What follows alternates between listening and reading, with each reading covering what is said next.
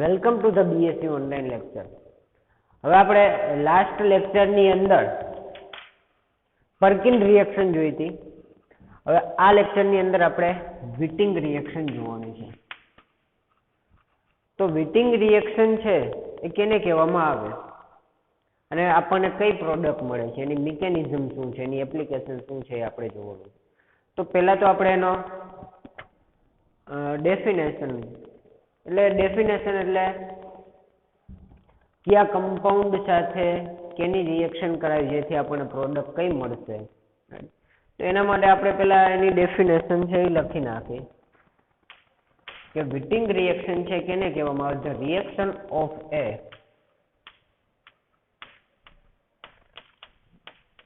Reaction of a carbonyl compound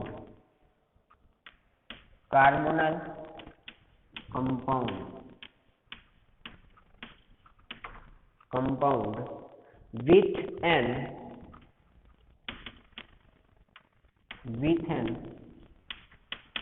alkylidene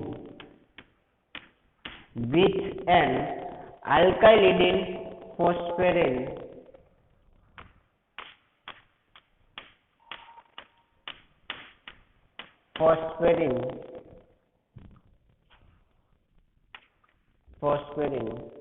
known as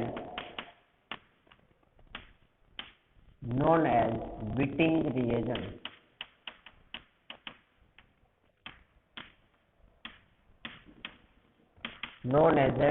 reagent. Leading to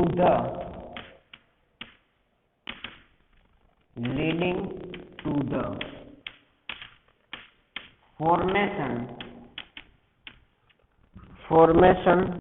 of olefin. જે ઓલેફિન છે ને જેને આપણે શું કહીએ છીએ? આલ્કીન is named as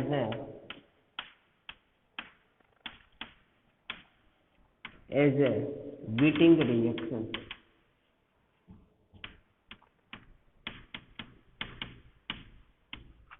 હવે કેની સાથે રિએક્શન કરવામાં આવે છે? કાર્બોનિલ કમ્પાઉન્ડમાં આલ્ડીહાઇડ અથવા કીટોન કોઈ પણ સાથે રિએક્શન કરી શકીએ. અહીંયા આપણે આલ્ડીહાઇડ અથવા કીટોન કોઈ પણ લઈ શકીએ.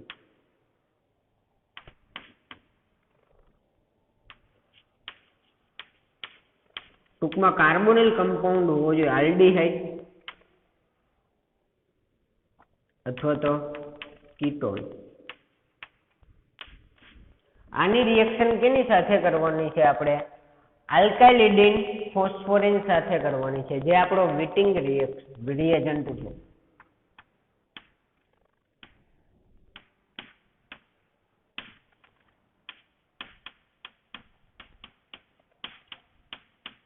આ વિટિંગ રિએજન્ટ સાથે જ્યારે રિએક્શન થાય CH2 double bond P C6H5 C6H5 C6H5 આને શું કહેવામાં આવે છે?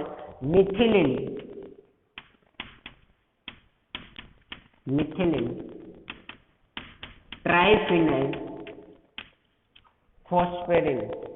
ફોસ્ફિન, જેને આપણે વિટિંગ રિએજન્ટ કહીએ છીએ. વિટિંગ રિએજન્ટ. તો આલ્ડીહાઇડ અને કીટોનની જ્યારે આની પ્રેઝન્સમાં રિએક્શન થાય છે ત્યારે આપણને પ્રોડક્ટ શું મળે? સાવ સિમ્પલ છે.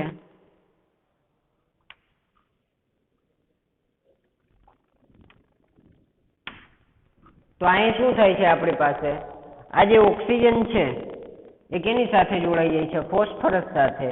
અને આ CH2 છે એ કેની સાથે જોડાઈ જાય? કાર્બન સાથે જોડાઈ જાય છે. તો આપણને પ્રોડક્ટ શું મળશે? Leading to the formation of olefin, એટલે કે આલ્કિન પ્રોડક્ટ મળશે. CH2 કાર્બન સાથે જોડાઈ જશે.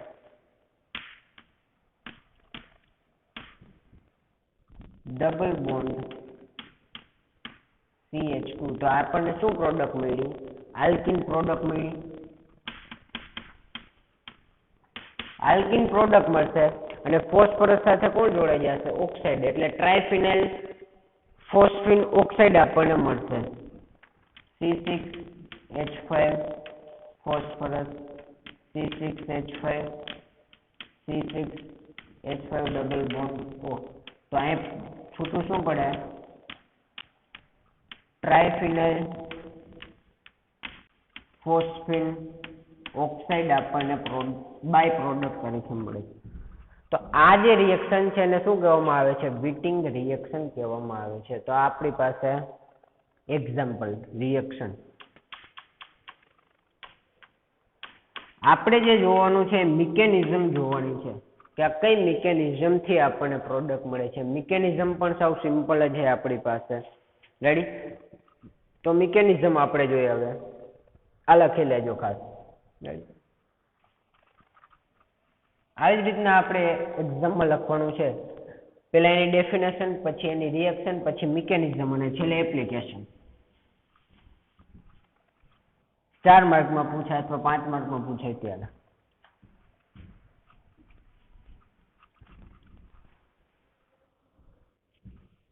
તો આપણી પાસે હવે મિકેનિઝમ છે.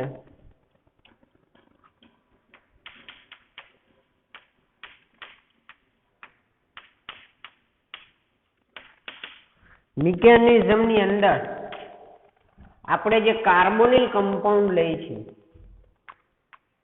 કોઈ પણ એક આલ્ડિહાઇડ અથવા કીટોન આપણે લઈએ છીએ. આલ્ડિહાઇડ અથવા કીટોન.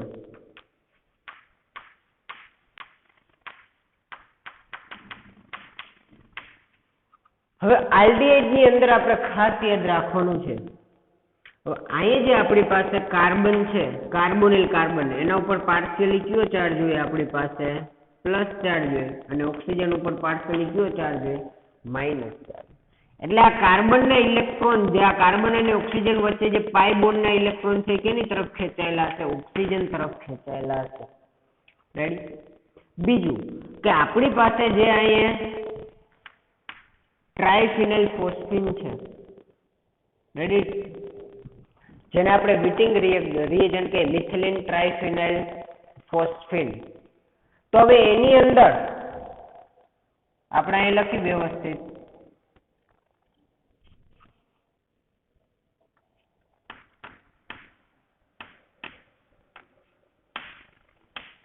અહીં C6H5 ની જગ્યાએ આપણે આલ્કાઇલ ગ્રુપ લઈ લઈએ કોઈ પણ. અહીં દાખલા તરીકે આપણી પાસે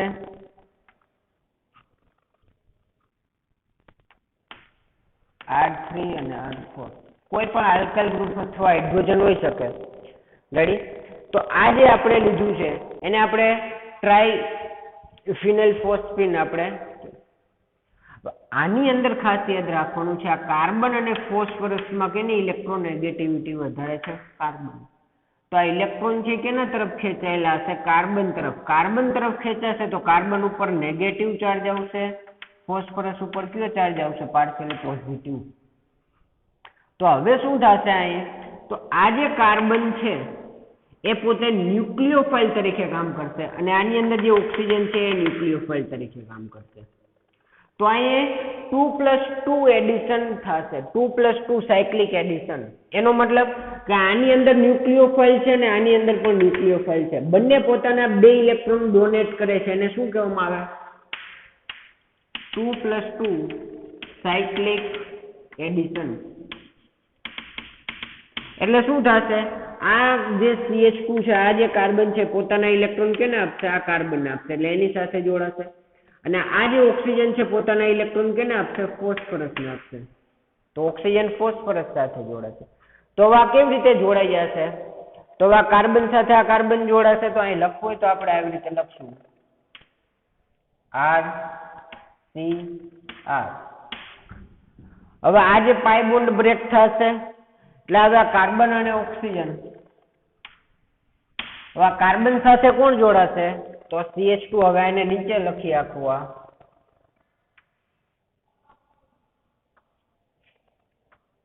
CH2. આ CH2 એ કાર્બન સાથે જોડાશે એટલે અહીં આપણે લખીશું. આ CH2 કેની સાથે જોડાયેલો છે? આમાંય પાઈ બોન્ડ બ્રેક થશે એટલે કાર્બન ઉપર આવી જશે ઇલેક્ટ્રોન, અહીં સિંગલ બોન્ડ. હવે આ ઓક્સિજન છે એ કેની સાથે જોડાય? ફોસ્ફરસ સાથે જોડાય. તો ઓક્સિજન ફોસ્ફરસ સાથે જોડાય છે. બાકીના જે ફોસ્ફરસ સાથે જોડાયેલા છે એમનું. R2 R3 અને R4. હવે હાઈલી કેવું અનસ્ટેબલ છે. અનસ્ટેબલ છે એટલે હવે નેક્સ્ટ સ્ટેપની અંદર શું થશે, અહીંથી આપણી પાસે ડીકમ્પોઝ થશે. આનું શું થશે? ડીકમ્પોઝ. અહીં જ આપણે લખી નાખીએ ડીકમ્પોઝ, કમ્પોઝિશન. ડીકમ્પોઝ થશે ત્યારે શું થશે અહીં આપણી પાસે? તો ડીકમ્પોઝ ની અંદર આપણી પાસે અહીં જે આપણી પાસે આ જે બોન્ડ છે, આ બોન્ડ છે એ અહીંયા ટ્રાન્સફર થશે અને આ જે આપણી પાસેનો બોન્ડ છે એ ક્યાં થશે? ટ્રાન્સફર અહીંયા થશે. એટલે આ કાર્બન છે અને આ કાર્બન વચ્ચે ડબલ બોન્ડ બની જશે. આ કાર્બન અહીંયા ટ્રાન્સફર થાય એટલે આ તૂટી ગયો આખો, લાપરું થઈ ગયું. બીજું તો અહીંથી આ બોન્ડ બ્રેક થઈ ગયો અને અહીંયા ડબલ બોન્ડ બનાવશે એટલે અહીંયા પૂરું થઈ ગયું. તો અહીંથી બે કમ્પાઉન્ડ આપણી પાસે અલગ પડશે. એક આ કમ્પાઉન્ડ અલગ પડશે અને એક આ કમ્પાઉન્ડ અલગ પડશે આપણી પાસે. તો બે કમ્પાઉન્ડ શું બનશે અહીંયા આપણી પાસે? પેલા આ લખી નાખો R C R ડેશ. હવે અહીં કયો બોન્ડ બની જશે? અહીં ટ્રાન્સફર થયું એટલે ડબલ બોન્ડ અને અહીં શું આવી ગયું? CH2. બીજું શું બનશે આપણી પાસે? આ બોન્ડ અહીં ટ્રાન્સફર થઈ ગયું એટલે P ડબલ બોન્ડ O અને એની સાથે તો આ જોડાયેલા છે ત્રણેય આલ્કાઇલ ગ્રુપ R2 R3 અને R4. જે આપણને પ્રોડક્ટ મળે છે અને આપણે શું કહીએ છીએ? ટ્રાય આલ્કાઇલ ફોસ્ફિન ઓક્સાઇડ કહેવામાં આવે. અહીંયા આલ્કાઇલ ગ્રુપ છે એટલા માટે ટ્રાય આલ્કાઇલ ફોસ્ફિન ઓક્સાઇડ અને અહીંયા આપણને શું મળ્યું? ઓલેફિન અથવા જેને આપણે આલ્કિન કહીએ છીએ. તો એ ખાસ યાદ રાખવાનું છે શું થાય છે તો કે આલ્ડીહાઇડ અને કીટોનમાં ફરીથી કાર્બન અને ઓક્સિજન વચ્ચેનો બોન્ડ બ્રેક થાય છે, ડબલ બોન્ડ. ઓક્સિજનની ઇલેક્ટ્રોનેગેટિવિટી વધારે છે એટલે આ બંને ઇલેક્ટ્રોન કેની તરફ છે? ઓક્સિજન તરફ છે. એટલે આની ઉપર માઇનસ ચાર્જ, આની ઉપર પ્લસ ચાર્જ. આપણે આગળ આવી ગયું છે કે આ એઝ એ ન્યુક્લિયોફાઇલ હોય, આ એઝ એ ઇલેક્ટ્રોફાઇલ હોય. એ જ રીતે ટ્રાય આલ્કાઇલ ફોસ્ફિન છે એની અંદર શું હોય તો કે ફોસ્ફરસ અને કાર્બનની અંદર અહીં જે કાર્બન છે એની ઇલેક્ટ્રોનેગેટિવિટી વધારે છે એટલે ઇલેક્ટ્રોન પાઈ બોન્ડના ઇલેક્ટ્રોન કેની પાસે આવી જશે? કાર્બન પાસે. તો અહીં કાર્બન ઉપર નેગેટિવ ચાર્જ આવશે, ફોસ્ફરસ ઉપર પોઝિટિવ. તો અહીં કાર્બન ન્યુક્લિયોફાઇલ તરીકે કામ કરશે. એટલા માટે આને શું કહેવામાં આવે? 2+2 સાયક્લિક એડિશન. કારણ કે અહીં સાયક્લિક કમ્પાઉન્ડ બેનો રેડી. તો કારણ કે આની અંદર ન્યુક્લિયોફાઇલ છે અને આની અંદર પણ ન્યુક્લિયોફાઇલ છે એટલે બંને પોતે ડોનર એટમ છે, બે ઇલેક્ટ્રોન ડોનેટ કરે છે અને આવી રીતે સાયક્લિક કમ્પાઉન્ડ બનાવશે. હાઈલી અનસ્ટેબલ છે એટલે બોન્ડ બ્રેક થશે, અહીંથી આ ટ્રાન્સફર થઈ જશે અને આ જે બોન્ડ છે અહીંયા ટ્રાન્સફર થઈ જાય છે અને આપણને બે પ્રોડક્ટ મળે છે. એક તો આલ્કેન મળે છે અને બીજું મળે છે ટ્રાય આલ્કાઇલ ફોસ્ફિન ઓક્સાઇડ મળે છે. રેડી. તો આ છે આપણી પાસે મિકેનિઝમ. આ ખાસ યાદ રાખવાની છે. વિટિંગ રિએજન્ટ કેને કહેવામાં આવે? તો અહીંયા વિટિંગ રિએજન્ટ છે આપણું. રેડી. હવે કેટલીક એપ્લિકેશન આપણે જોઈએ.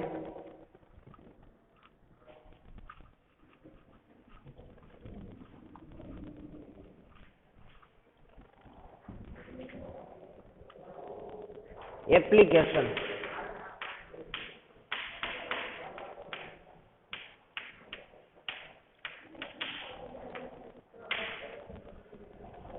એપ્લિકેશન છે આપણી પાસે સાયક્લોહેક્ઝેનોન.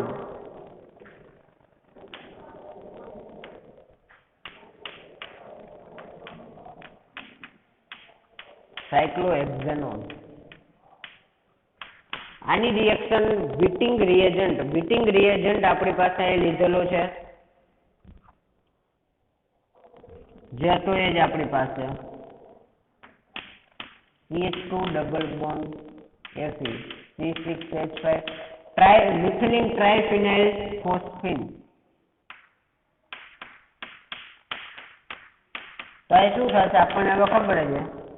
ઓક્સિજન ફોસ્ફરસ સાથે જોડાઈ જશે, CH2 આની સાથે આવી જશે. તો શું બનાવશે આપણી પાસે? મિથિલિન સાયક્લોહેક્ઝિન. ઓક્સિજનની જગ્યાએ શું આવી જશે? CH2 આવી જશે અને ઓક્સિજન કેની જગ્યાએ આવી જશે? CH2 ની જગ્યાએ. એટલે અહીં આપણી પાસે શું બનાવશે?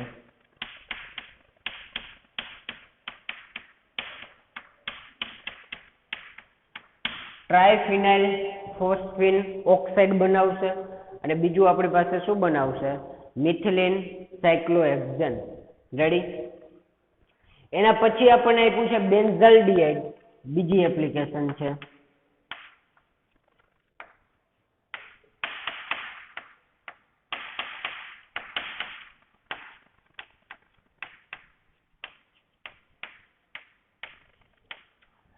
આની રિએક્શન કેની સાથે કરવામાં આવે છે, તો વિટિંગ રિએજન્ટ તરીકે હવે અહીંયા આપણી પાસે લીધેલું છે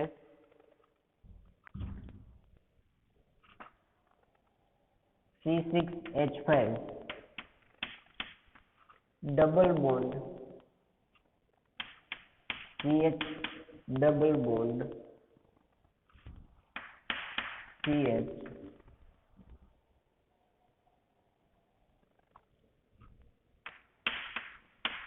double bond Fe C6H5 C6H5 C6H5.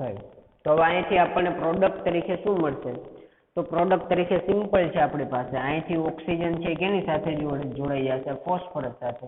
અને આ જે આખું છે કેની સાથે જોડાઈ જશે, ઓક્સિજન. એટલે કાર્બન સાથે અહીં જોડાઈ જશે તો આપણને પ્રોડક્ટ શું મળશે, લખી તો અહીં આપણી પાસે CH double bond CH CH double bond CH C6H5. આ આપણને પ્રોડક્ટ તરીકે મળશે, જેને શું કહેવામાં આવે છે, 1,4-ડાયફિનાઇલ 1,3-બ્યુટેડાઇન. રેડી. કારણ કે અહીંથી આપણે નંબર આપશો, પેલો કાર્બન, બીજો કાર્બન, ત્રીજો કાર્બન અને આ ચોથો કાર્બન. તો પેલા કાર્બન ઉપર અને ચોથા કાર્બન ઉપર ફિનાઇલ છે એટલે 1,4-ડાયફિનાઇલ. ડબલ બોન્ડ કયા કયા કાર્બન ઉપર છે, પેલા અને ત્રીજા. 1,3 4 કાર્બન છે, એક હોય તો બ્યુટીન, બે હોય તો બ્યુટાડાઇન. તો 1,4-ડાયફિનાઇલ 1,3-બ્યુટાડાઇન મળશે અને છૂટું શું પડશે, તો ટ્રાયફિનાઇલ ફોસ્ફિન ઓક્સાઇડ છે એ છૂટો પડશે. રેડી. એ લખી જ નાખીએ આપણે.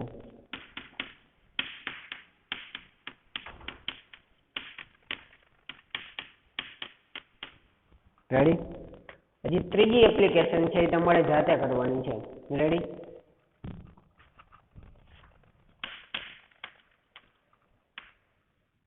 એ છે આપણી પાસે બેન્ઝાલ્ડિહાઇડ. એની રિએક્શન વિટિંગ રિએજન્ટ આપણને આપેલો છે, triphenyl phosphate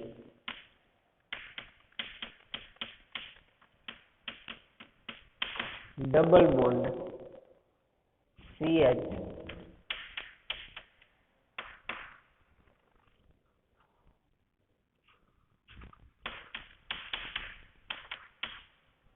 C2H5 O C2H5. તો આમાંથી આપણને પ્રોડક્ટ કઈ મળશે, જાતે તમારે ટ્રાય કરવાની છે. રેડી. તો આ છે આપણી પાસે વિટિંગ રિએક્શન. તો આ ત્રીજી નેમ રિએક્શન હતી. હવે નેક્સ્ટ લેક્ચરની અંદર પાછી આપણે નવી એક રિએક્શન સાથે મળશું. રેડી. પણ રિએક્શન આપણી પાસે 3 જ હતી નેમ રિએક્શનની અંદર. પહેલી હતી આપણી પાસે આલ્ડોલ કન્ડેન્સેશન, બીજી હતી પર્કિન અને ત્રીજી છે વિટિંગ. હવે એના પછી આપણે રીઅરેન્જમેન્ટ જોવાની છે. રેડી. આપણે નેક્સ્ટ લેક્ચરની અંદર જોઈશું. Thank you.